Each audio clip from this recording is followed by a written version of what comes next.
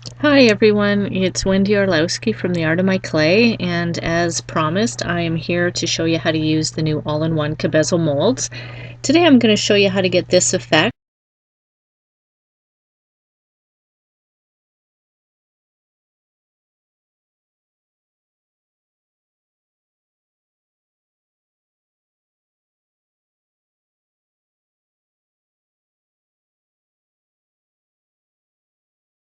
To apply your texture, and for this I've chosen to use Feather Boa. Hopefully I'll get a good enough impression. I'm trying to work fast.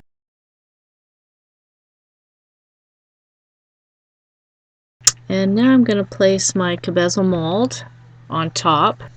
So start like that and then move your way out towards the edge. You get to choose the shape of your bezel because you're not stuck leaving it the full size. Now you could leave it like this because these molds also will lend themselves nicely to tiles, and all of them are the same size, so they'll fit nicely together. I'm going to lift the corner. Now my gilder's paste could have dried a little bit more. You can see that the edges are nice and rounded here, and you have a space between your cabochon and your bezel. You can probably also see that it's all the same level, but we're going to change that. So for now I'm going to cut around the outside of the bezel. Make sure your blade is going straight up and down. So there you go, that was pretty easy. When this is baked, we're just going to apply gilder's paste to the edge. I have some translucent clay here, and you just have to rub it until you're sure the clay is up inside the cabochon. Remove the mold, take your blade, and cut if that's the way you're most comfortable. If you're more comfortable using your X-Acto knife, you can do that as well. And then you can go around the corners and then peel this off of the paper. Okay, here's where I cut with the straight blade, and of course I've got a point on my corner. So all I'm going to do is just tap that in. Use my finger to make sure that's nice and smooth where I cut. Before I bake this, I have to decide what shape I want my bezel to be. Now certainly I can leave it like this. That's how I did my first one. But I can also decide to change it, and this is where it's kind of fun, and this is where you come in and you get to use some artistic license because you get to design the bezel each and every time. If I wanted to, I could take a round cookie cutter and I could place that on there, and I could cut my bezel into a circle shape. Or you could just use your straight blade, and I could make my bezel as narrow or as wide as I want to. I can also take my bendable blade and I can round the edges.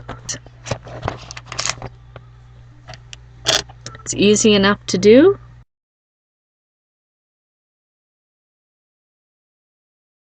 Now we're going to fill in the groove, and to do that you can use acrylic paint with a nice rounded brush, or you can use some alcohol inks.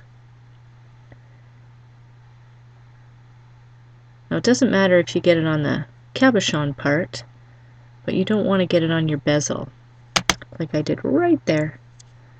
So you can take a Q-tip and get that off. Just lay it flat to dry, and don't mess around with it until the ink is dry, because if you start, it seems to get attracted to your fingers somehow and it will come up on your bezel. This cabochon started out just like this one, okay, just a translucent clay.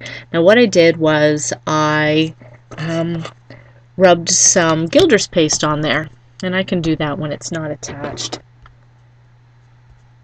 So what you want to do is just you almost want fingerprints to show, and we're going to do this in two different bakings. So there we go, because I just love the patina.